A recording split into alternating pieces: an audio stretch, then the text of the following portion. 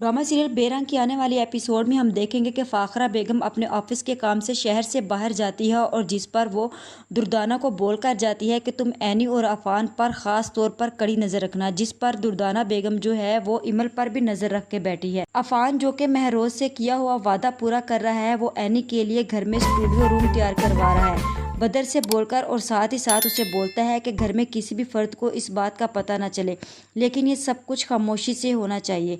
अफान के घर में पहले ही बहुत दुश्मन है, तो ये बात कैसे छुपी रह सकती है।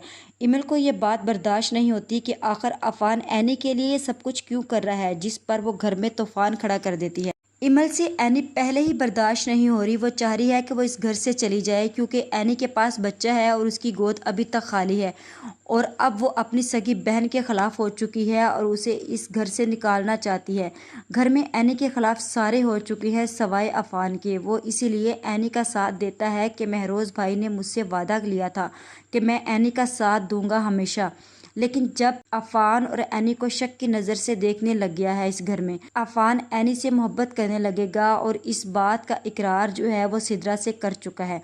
वो एनी से मोहब्बत करता है, लेकिन एनी के दिल में अफान के लिए ऐसा कुछ नहीं है। वो अफान को बोलती है कि तुम मुझसे दूर रहा करो और तुम्हारे लिए यही बेहतर होगा।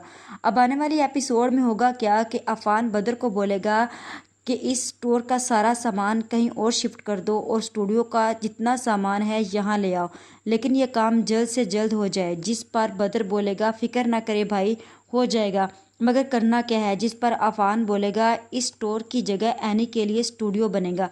तुम जानते हो महरोज़ भाई चाहते थे कि एनी एक बहुत बड़ी आर्टिस्ट बने, अब उनकी हर आरजू पूरी करना चाहता हूँ मैं।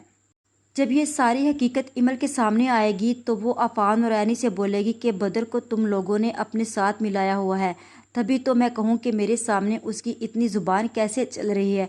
और एनी तुम मम्मी और शहरयार के जाते ही तुम्हें मौका मिल गया। जिस पर अफान बोलेगा मैं कुछ गलत नहीं कर रहा भाभी और ना ही कुछ छुपा रहा हूँ। जिस पर एनी इनकी बातें सुनकर हैरान होगी कि आखिर क्या बात है।